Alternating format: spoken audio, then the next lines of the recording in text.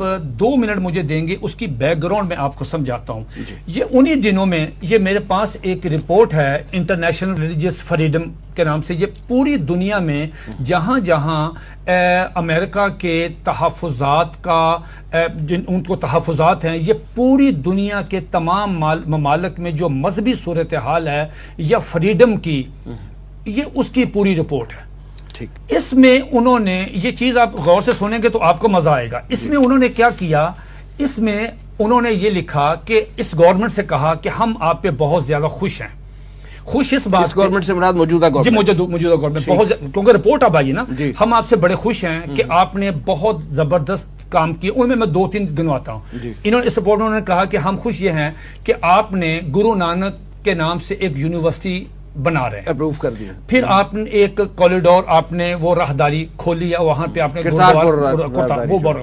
اس کے بعد انہوں نے کہا کہ ہم یہ بڑے خوش ہیں کہ آپ نے ہندوؤں کے جو مندر ہیں ان کی تزئین و آرائش کے لیے آپ نے لاکھوں روپیہ لگایا، جی رینوویٹ کر رہے ہیں. چوتھی چیز انہوں نے کہا کہ ہم اس سب سے زیادہ ہم آپ کو اپریشیٹ اور خوش ہیں کہ آپ نے آسیہ مسیح کو رہا کیا. ٹھیک ہو گیا. 5واں انہوں نے ان کو 4 چیزیں دی ہیں کہ 4 چیزیں اب آپ کے ذمہ ہیں.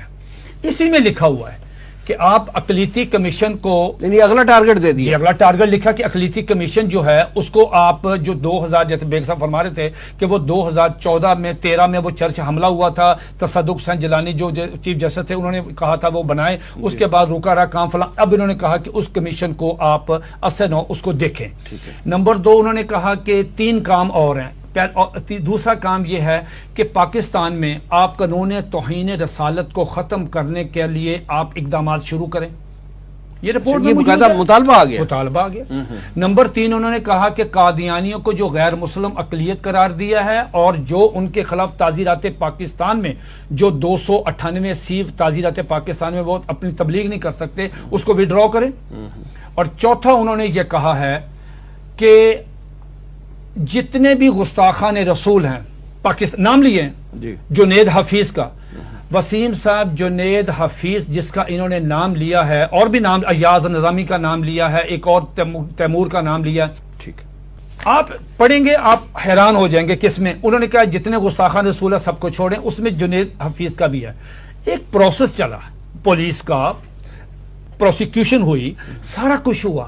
آپ ہمارے عدالتی معاملات میں، میں چیلنج کرتا ہوں کہ جو فیصلہ سیشن جج صاحب نے جنید حفیظ گستاخ رسول کے معاملے میں دیا ہے، اگر آپ اس فیصلے میں اس نوجوان لڑکے نے جو نبی کریم علیہ الصلوۃ والسلام کی توہین کی ہے اور اس توہین کی بنیاد پہ اس کو سزائے موت ہوئی ہے، میں قسمیہ طور پہ آپ سے عرض کرتا ہوں کہ خدا کی قسم آپ اس کا ایک جملہ نہیں پڑھ سکتے. مجھے معلوم ہے کہ میں نے اس کا ترجمہ کس طرح کیا، گندی گالیاں. آپ کا سیشن جج ہے، لیکن کورٹ میں سب ڈسکس ہوتا ہے نا. آپ کے ایس پی نے اس کی ایس پی نے تفتیش کی ہے. ایس پی تو جھوٹ ہی بولتا. سیشن جج پہ تو کسی کا دباؤ نہیں تھا. ہم نے کوئی جلوس نکالا، کوئی جلسہ کیا.